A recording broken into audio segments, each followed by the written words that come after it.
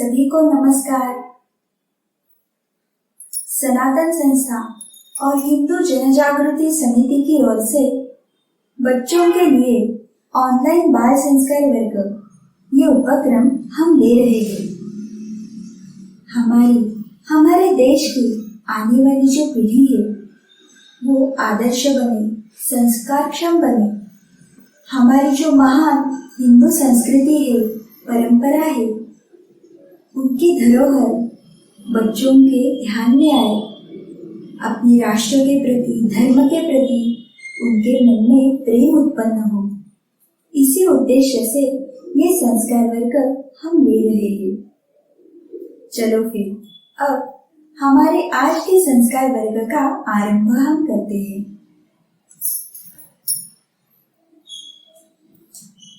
सनातन संस्था के श्रद्धा स्रोत परम पूज्य भक्तराज महाराज तथा संस्थापक परात्पर गुरु डॉक्टर जयंत आठवले जी के चरणों में वंदन कर हम आज का यह बाल संस्कार वर्ग आरंभ करते हैं। हे श्री गणेश जी, आपकी ही कृपा से इस बाल संस्कार वर्ग में आने का अवसर हमें मिला है। हम आपकी शरण में आए हैं। हे श्री गणराया, इस संस्कार वर्ग में जो भी सूत्र हमें बताने वाले हैं वे सारे सूत्र हमारे समझ में आने दीजिए और उसके अनुसार आचरण करने के लिए आप ही हमें शक्ति, बुद्धि एवं क्षमता दीजिए। ऐसी आपके श्री चरणों में शरणागत भाव से प्रार्थना है। अब हम भगवान श्री गणेश जी का श्लोक सब मिलके एक साथ कहेंगे। वक्रतुंड महाकाय सूर्यकोटि समप्रभ निर्विघ्नं कुरु मे देव सर्वकार्येषु सर्वदा। बाल मित्रों, ये जो संस्कार वर्ग पिछले कई सप्ताहों से चल रहा है, आप सभी बच्चों को इस वर्ग से आनंद मिल रहा है। यहाँ पे जो भी बातें हम बताते हैं, कहानियाँ बताते हैं, वो सभी आपको बहुत अच्छी लगती है और ये सभी बातें हमें पता चल रही है क्योंकि आप प्रतिदिन चैट बॉक्स में आपके अच्छे अनुभव, प्रतिक्रियाएं हमें भेजते रहते हो। बच्चों के माता पिता ये ध्यान में रखें कि बच्चे का अनुभव लिखने के बाद उसके सामने बच्चे का नाम, जिले का नाम तथा आपका संपर्क क्रमांक भी अवश्य लिखना। चलो फिर आज हमें कौन से बच्चों ने उनके अनुभव भेजे हैं ये सबसे पहले हम देखेंगे। आज का जो पहला अनुभव है वो हमें भेजा है प्राजक्ता ब्रह्मे ने। उसने लिखा है कि वो प्रतिदिन दैनिक सनातन प्रभात पढ़ती है।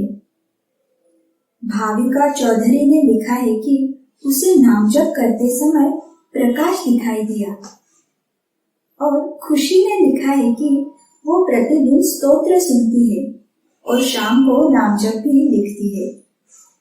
बहुत अच्छे बच्चों, तो हमें ऐसे ही निरंतर प्रयास करते रहना है क्योंकि भगवान इस बाल संस्कार वर्ग के माध्यम से हमें कितनी अच्छी बातें बता रहे हैं ना। तो अगर आप उसे आचरण में लाएंगे तभी आपको उसका जो लाभ है वो और अच्छे से हो सकता है। चलो फिर अब आज की कहानी क्या है इसकी आप सभी बच्चे बहुत ही ध्यान देके बहुत ही राह देखते हैं। तो आज भी हम बहुत ही अच्छी एक कहानी देखने वाले हैं।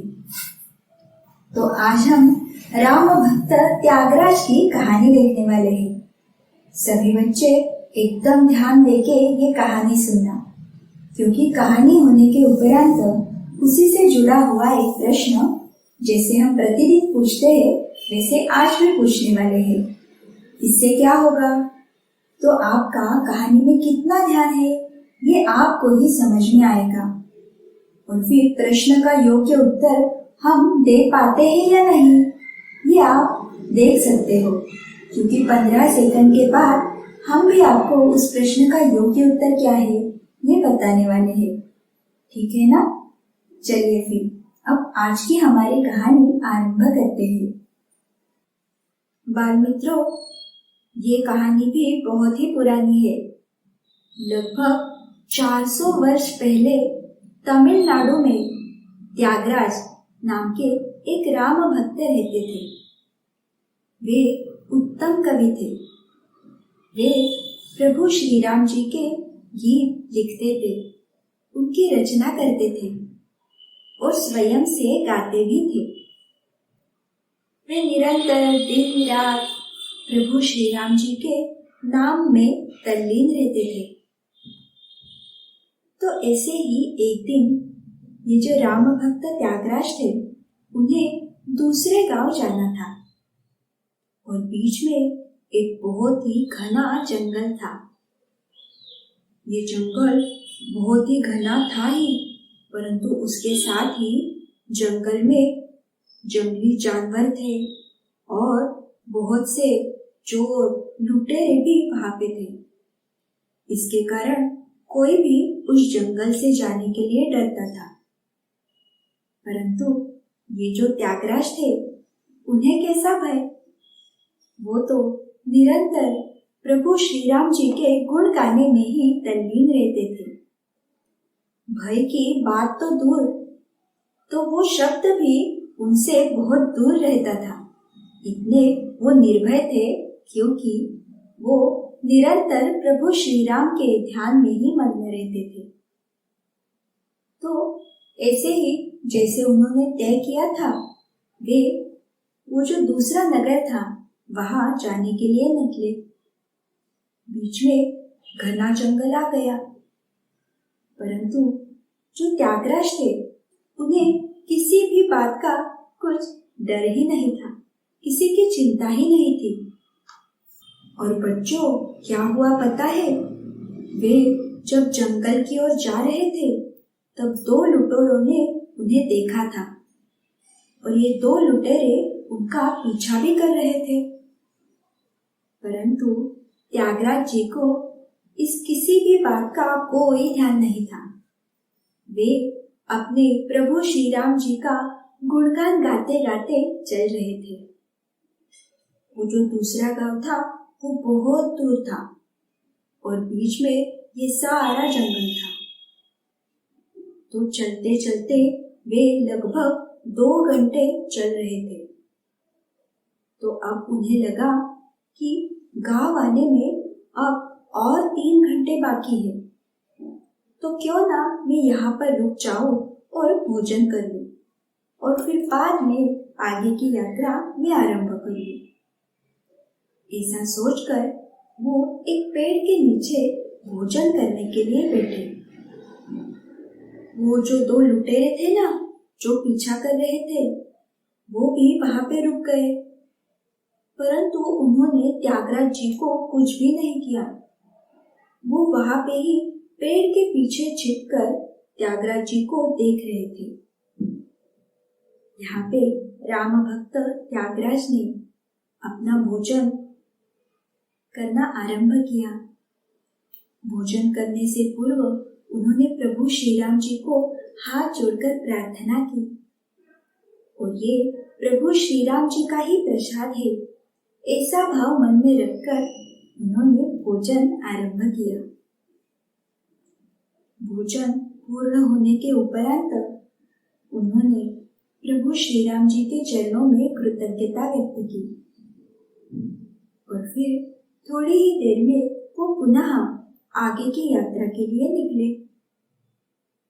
वो जो 2 लुटेरे थे, तो वो त्यागराज जी के पीछे पीछे चलते तो थे, परंतु इतनी देर तक त्यागराज जी अकेले ही थे, परंतु उन लुटेरों ने उन्हें कुछ भी नहीं किया।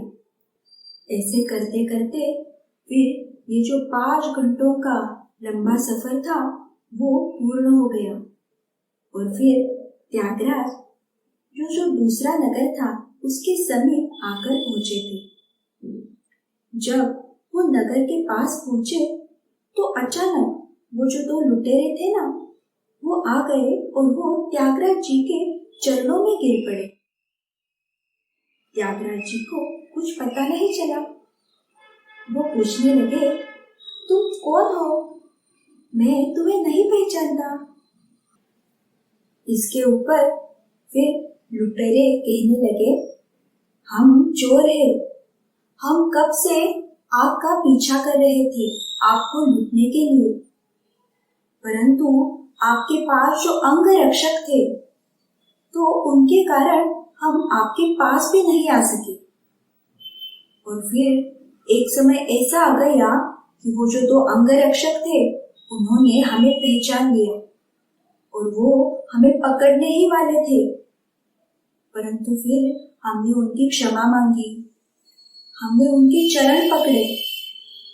फिर वे कहने लगे, हमारे चरण मत पकड़ो। तुम्हें चरण पकड़ने ही है तो त्यागराज जी के पास जाओ, उनकी क्षमा मांगो। जी हाँ, आपके साथ दो अंगरक्षक थे। चोरों ने कहा, वो जो दो अंगरक्षक थे उनके कंधों पर धनुष्य बाण थे, सिर पर मुकुट था और वो दोनों भी युवा थे। तो ये सुनने के बाद त्यागराज जी इधर उधर देखने लगे। वो चोर भी देखने लगे, परंतु वहां पे तो कोई भी नहीं था। वो दोनों अंगरक्षक अदृश्य हो चुके थे। तो ये सब देख के और चोरों ने जो भी वर्णन किया वो सुन के त्यागराज जी को पता चला कि ये अंगरक्षक यानी दूसरे तीसरे कोई नहीं, तो ये स्वयं प्रभु श्री रामचंद्र जी और लक्ष्मण थे। ये सब जानने के उपरांत राम भक्त त्यागराज उन चोरों से कहने लगे, आप दोनों कितने परम भाग्यशाली हैं कि आपको स्वयं प्रभु श्री रामचंद्र जी और लक्ष्मण इन्होंने दर्शन दिए हैं। मैं राम भक्त हूँ, मैं राम के गीत गाता हूँ, राम का नाम लेता हूँ, परंतु मुझे भी अभी तक प्रभु श्री रामचंद्र जी के दर्शन नहीं प्राप्त हुए हैं। तो आपका ये सौभाग्य है। और देखो ना, भगवान कितने दयालु है। आप चोर है, आप राम भक्ति भी नहीं करते, परंतु फिर भी आपको प्रभु श्री रामचंद्र जी और लक्ष्मण जी के दर्शन प्राप्त हुए हैं। तो इसलिए अब आप चोरी करना ये सब कुछ छोड़ दो और स्वयं का जीवन प्रभु श्री रामचंद्र जी के चरणों में, उनके भक्ति में समर्पित कर दो। त्यागराज जी के ये सारे वचन सुनकर वो जो दो चोर थे, लुटेरे थे, उनके आंखों से अश्रु बहने लगे। और फिर जैसे त्यागराज जी ने बताया था उसके अनुसार उन दोनों लुटेरों ने चोरी करना, बुरे काम करना छोड़ दिया और उन्होंने अपना सारा जीवन राम भक्ति में समर्पित कर दिया। तो बाल मित्रों, सभी के ध्यान में आई ना ये कहानी? हम अगर भगवान का निरंतर नामस्मरण करते रहेंगे, भगवान को पुकारेंगे, भगवान की भक्ति करेंगे, तो भगवान हमारी सहायता के लिए अवश्य आते ही है। तो आप सभी इसी प्रकार भगवान का नाम जप करेंगे ना? चलिए फिर अब कहानी से जुड़ा हुआ प्रश्न क्या है ये हम देखने वाले हैं। प्रभु श्री राम और लक्ष्मण जी ने कौन सा रूप धारण कर त्यागराज की रक्षा की? और इसके पर्याय है 1 सैनिक, 2 सेवक और 3 अंगरक्षक।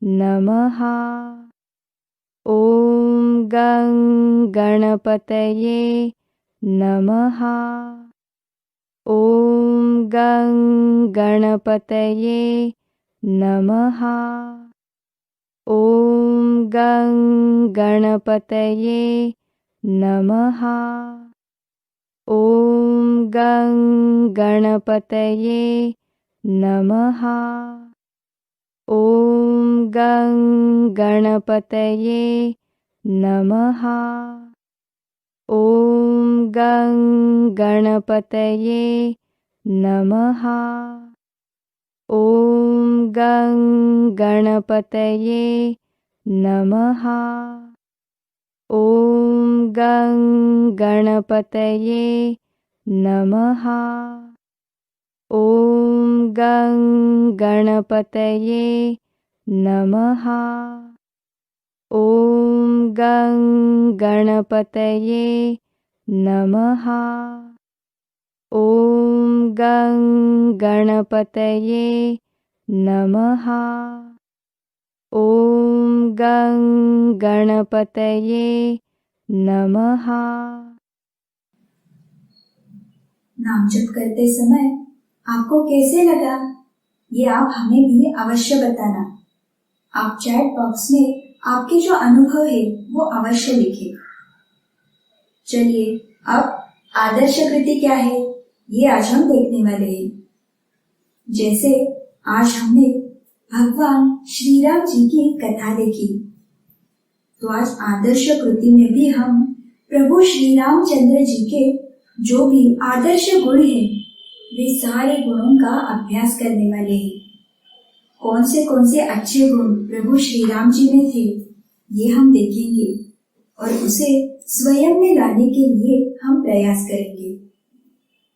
क्योंकि सभी बच्चों को लगता है ना कि हमारा जीवन भी आदर्श हो, आनंदी हो, तो इसके लिए हमारे मन में जो भी दुर्गुण रूपी रावण है ना, उसे हमें सबसे पहले नष्ट करना होगा। तभी हम आनंदी और आदर्श जीवन जी सकते हैं। जैसे प्रभु श्री रामचंद्र जी को हमने देखा तो 14 वर्षों तक वनवास में रहते हुए भी वो कितने आनंदी थे। तो इतनी कठिन परिस्थिति में वो आनंदी रह सकते हैं। हमारे सामने इतनी कठिन परिस्थिति तो नहीं है ना, सब कुछ अच्छा है हमारे पास। तो हम भी प्रभु श्री रामचंद्र जी, उनमें जो भी अच्छे गुण थे, सद्गुण थे, तो वो स्वयं में लाने के लिए प्रयास करेंगे। तभी हम भी उनके समान आदर्श आचरण, आदर्श जीवन जी पाएंगे। सभी के ध्यान में आ रहा है ना? तो अब हम एक के बाद एक प्रभु श्री राम जी के गुण देखेंगे। तो सबसे पहला प्रभु श्री राम जी का जो गुण है वो है आदर्श पुत्र। आज भी हम जब आदर्श पुत्र का उदाहरण देने के लिए कहते हैं तो अपनी आंखों के सामने प्रभु श्री राम जी ही आते हैं। उन्होंने अपनी माता पिता के प्रत्येक आज्ञा का पालन किया था। अपने पिता का वचन पूर्ण करने के लिए 14 वर्षों तक वो वनवास में भी चले गए थे। कितना ही आज्ञा पालन उनमें था। तो इसलिए वे आदर्श पुत्र ऐसे कहलाते हैं। परंतु बच्चों, आजकल हम देखते हैं ना, माता पिता से बच्चे कैसे व्यवहार करते हैं। जब माता पिता कुछ पूछते हैं तो उन्हें पलटकर उत्तर देते हैं। ऐसा व्यवहार करते हैं जैसे उन्हें सब कुछ पता है और माता पिता को कुछ भी आता नहीं। तो ये क्या अच्छा व्यवहार है क्या? नहीं ना। तो ऐसे हमें नहीं व्यवहार करना चाहिए। तो अब हम सभी बच्चे प्रभु श्री राम जी की तरह आदर्श पुत्र बनने का, अपने माता पिता जो भी बताते हैं तो उसके अनुसार आचरण करने का प्रयास करेंगे ना। प्रभु श्री राम जी का आगे का गुण जो है वो है आदर्श बंधु। आदर्श बंधु कौन है, ऐसे हम जब सोचते हैं तो हमारी आंखों के सामने राम और लक्ष्मण यही दो शब्द आते हैं। प्रभु श्री राम जी अपने भाइयों के साथ बहुत ही प्रेम पूर्वक वर्तन करते थे। उन्हें जब भी कोई सहायता लगती थी तो वे तुरंत करते थे। प्रभु श्री राम और लक्ष्मण ये दोनों एक दूसरे के बिना रह ही नहीं सकते थे। इसलिए जब प्रभु श्री राम वनवास में जाने के लिए निकले तो लक्ष्मण भी उनके साथ गए। इतना वो एक दूसरे से प्रेम करते थे।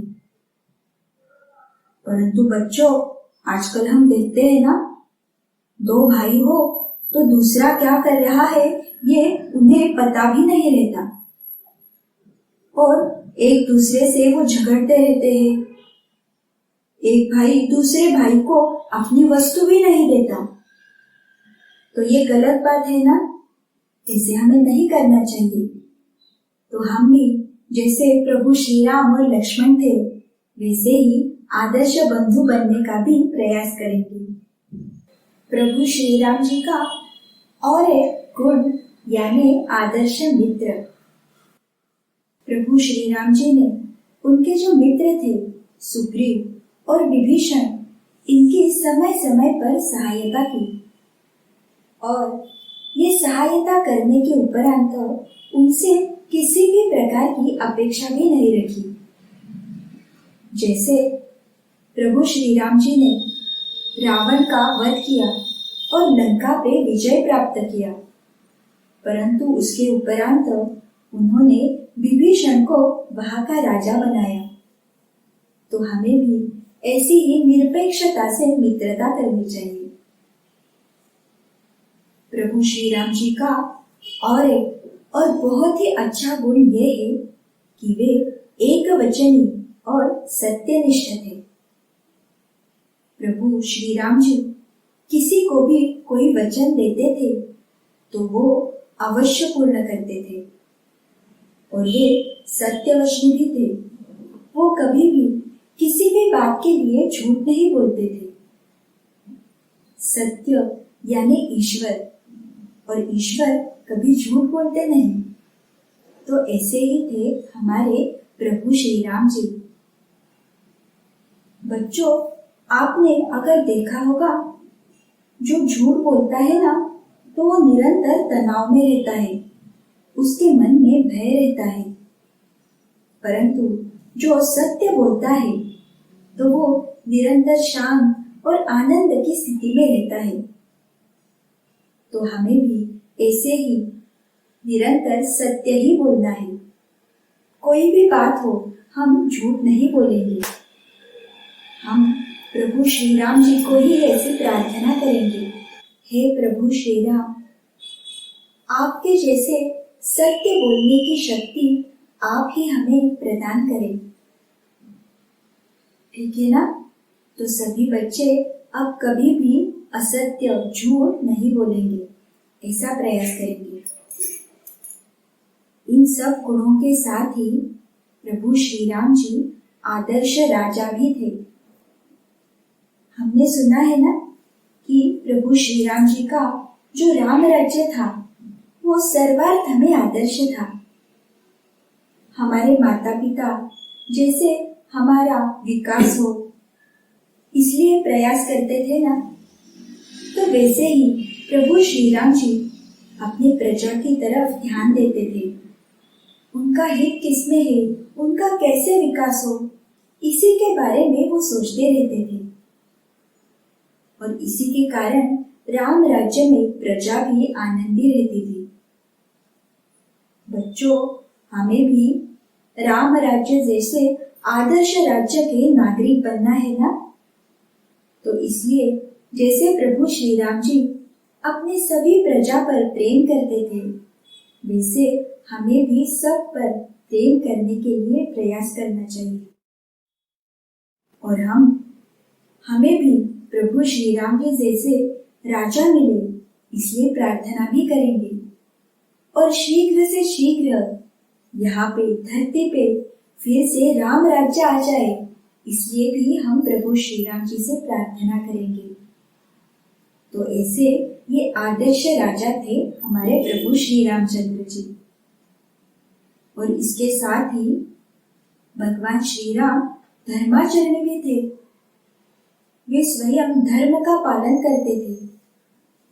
धर्म में जो भी बातें बताई है उसके अनुसार वो आचरण करते थे। धर्म यानी ईश्वर। ईश्वर ही हमसे प्रत्येक कृति करवा के ले रहे हैं। इसी को ही कहते हैं धर्माचरण। तो प्रभु श्री राम जी स्वयं धर्म का पालन करते थे। इसके कारण सारी प्रजा भी धर्म के अनुसार ही वर्तन करती थी। और इसलिए राजा और प्रजा दोनों भी आनंदित थे, समाधानी थे। इसलिए धर्म का बहुत महत्व है। तो बच्चों, हमें भी ऐसे ही धर्माचरणी आदर्श राजा प्राप्त हो और हम भी वैसे ही आदर्श राजा के आदर्श नागरिक बन पाए, ऐसी हम प्रभु श्री राम जी के चरणों में प्रार्थना करेंगे। हमें जल्दी से जल्दी उनके जैसे ही आदर्श माता पिता के समान प्रजा का पालन करने वाले राज्यकर्ता प्राप्त हो और उसके कारण हम भी अभी से ही धर्माचरण करने का, अच्छा आचरण करने का प्रयास करेंगे। बाल मित्रों, तो अब तक हमने ये सारे प्रभु श्री राम जी के गुण गाए। कितने अच्छे अच्छे गुण हैं ना। और इसीलिए प्रभु श्री राम जी को आदर्श, सर्वार्थ से आदर्श ऐसे कहते हैं। तो हम भी ये सारे गुण अपने में लाएंगे तो हमारा जीवन भी आदर्श हो सकता है, हमारा जीवन भी आनंदी हो सकता है। क्योंकि ये जो जीवन रूपी सागर है, इसे भव सागर ऐसे कहते हैं। तो ये पूरा संसार दुखों से ही भरा हुआ है और हमारे मन में जो दुर्गुण है उन्हीं के कारण हम दुखी हैं। और इसीलिए हमने आज ये सारे प्रभु श्री रामचंद्र जी के गुण देखे हैं। तो सभी बच्चे ये सारे गुण अपने में लाने के लिए प्रयास करेंगे ना। सभी बच्चों को जो आदर्श राम राज्य आएगा उसके आदर्श नागरिक बनना है ना। तो सभी अवश्य ये सारे गुण अपने में लाने के लिए प्रयास करना, ठीक है ना। बाल मित्रों, हमने आपको सनातन प्रभात पढ़ने के लिए कहा था। सनातन प्रभात का ऐप भी उपलब्ध है जो आप गूगल प्ले स्टोर से डाउनलोड कर सकते हो। अभी बहुत से बच्चों ने सनातन प्रभात पढ़ने के लिए आरंभ भी किया है और वैसा उन्होंने चैट बॉक्स में लिखा भी है। सनातन प्रभात ये एकल एवं ऐसा दैनिक है कि जो केवल समाचार देना यहाँ पर ही रुकता नहीं, तो राष्ट्र और धर्म की जो सत्य स्थिति है उसके प्रति की जो घटनाएं है वो निर्भीकता से सनातन प्रभात में छपी जाती है। इसके साथ ही हमारे धर्म का क्या महत्व है, धर्म के अनुसार आचरण करना यानी क्या होता है, ये भी सारी जानकारी सनातन प्रभात में छप के आती है। आजकल हम देखते हैं हमारे राष्ट्र पर, धर्म पर कितने आघात होते हैं, तो इनकी सारी जानकारी सनातन प्रभात में ही आती है। और उसके साथ ही संतों का अनमोल विचारधन भी हमें प्राप्त होता है। साधना करने से साधकों को क्या क्या अनुभूतियां आती है, ये भी हम सनातन प्रभात से ही पढ़ सकते हैं। तो इतना सारा जो अमूल्य ज्ञान है ये हम सनातन प्रभात से पढ़ सकते हैं। इसलिए बच्चों, निरंतर सनातन प्रभात पढ़ते रहना और हमें जो अच्छा लगता है वो आप लिख कर भी रख सकते हो। और ये जो सारी बातें हैं वो आपके घर के जो अन्य सदस्य हैं, आपके मित्र है, सहेलियां है, सहपाठी है, उन्हें अवश्य बता सकते हो। इससे आपकी बहुत बड़ी एक समष्टि सेवा हो सकती है। सभी के ध्यान में आ रहा है ना? और इन सब के साथ ही आप आपके जो अन्य मित्र हैं उन्हें दैनिक सनातन प्रभात या पाक्षिक हिंदी सनातन प्रभात का सदस्य बनने के लिए भी कह सकते हो। तो सभी बच्चे ऐसी समष्टि सेवा की कृति करने का प्रयास करेंगे ना? चलो फिर अब हम बाल संस्कार वर्ग में आगे की ओर जाते हैं। अब हम स्तोत्र सुनने वाले हैं। जिन बच्चों के पास सभी स्तोत्र जिस पुस्तिका में होते हैं वैसी पुस्तिका हो तो वो पास में लेकर बैठेंगे और उसे देखकर हमारे साथ आप स्तोत्र कह सकते हो। सभी बच्चे अपने हाथ जोड़कर एकदम स्थिरता से एकाग्रता से बैठेंगे और ये स्तोत्र कहेंगे। चलिए फिर अब हम स्तोत्र को आरंभ करते हैं।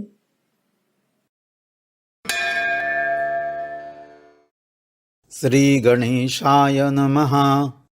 नारद उवाच प्रणम्य शिरसा देवं गौरीपुत्रं विनायकं भक्तावासं स्मरे नित्यं आयुः कामार्थसिद्धये।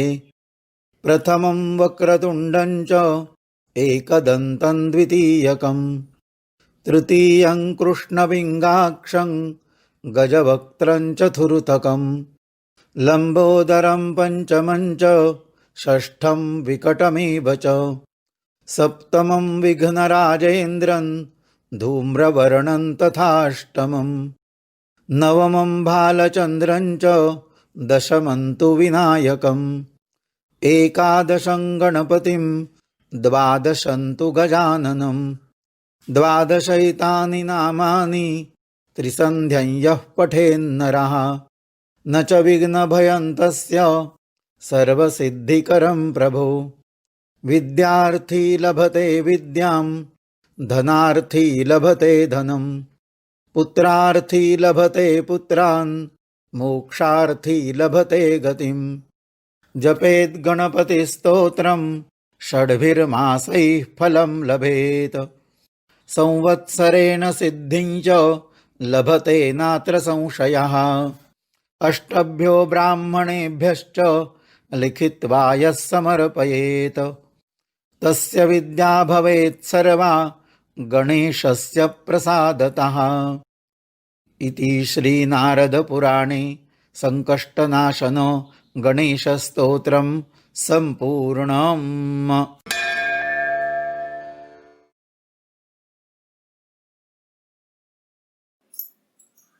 बच्चों, आप घर पे भी ये सारे स्तोत्र कहते हो ना? क्योंकि अब तो आपके पास सनातन संस्था निर्मित सनातन चैतन्य वाणी ऑडियो ऐप भी उपलब्ध है। ये ऐप आप गूगल प्ले स्टोर से डाउनलोड कर सकते हो। इसमें जो भी श्लोक और स्तोत्र है ये सारे एक बार डाउनलोड करने के बाद बिना इंटरनेट के भी आप सुन सकते हो और पढ़ भी सकते हो। ये ऐप मराठी भाषा में है, परंतु जो श्लोक और स्तोत्र संस्कृत में है वो तो आप अवश्य पढ़ सकते हो। और इसकी विशेषता ये है कि ये सभी स्तोत्र और श्लोक शास्त्र शुद्ध पद्धति से और वैदिक ब्राह्मणों द्वारा उच्चारण किए गए हैं, तो सभी इसका अवश्य लाभ लेना। आज का पूरा वर्ग सभी ने अच्छे से सुना है ना?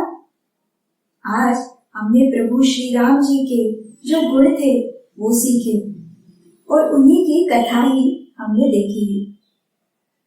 तो ये सारे गुण हमारे आचरण में लाने के लिए हम प्रयास करेंगे और ये सब अमूल्य ज्ञान जिस भगवान ने हमें दिया है उनके चरणों में अब हम कृतज्ञता व्यक्त करते हैं। हे भगवान, केवल आपकी ही कृपा से इस संस्कार वर्ग में हमें बहुत कुछ सीखने को मिला, इसलिए हम आपके चरणों में कृतज्ञ हैं। बच्चों, ये कार्यक्रम आपको अच्छा लगे तो हमें अवश्य बताना। उसके लिए ऑनलाइन स्क्रीन पे जो तलपट्टी जा रही है वहाँ हमारा संपर्क क्रमांक भी दिया है। आप हमें भी अवश्य संपर्क करना। और उसके साथ ही हमारी जो वेबसाइट है www.balsanskar.com इसे भी अवश्य भेज देना। चलो फिर बाल मित्रों, आज हमने जैसी कहानी देखी वैसी ही और एक कहानी सुनने के लिए सभी बच्चे कल भी जुड़ेंगे ना? और सभी को याद है ना कि अब हमारा जो बाल संस्कार वर्ग है तो वो प्रत्येक रविवार को सुबह 11:15 बजे रहेगा और सप्ताह के अन्य दिन वैसे ही शाम को 6 बजे रहेगा। तो ये समय सभी ध्यान में रखना। चलो फिर अब आज के इस वर्ग में हम यहाँ पर ही रुकते हैं। कल फिर से एक नए विषय के साथ पुनः शाम को ठीक 6 बजे मिलेंगे। नमस्कार।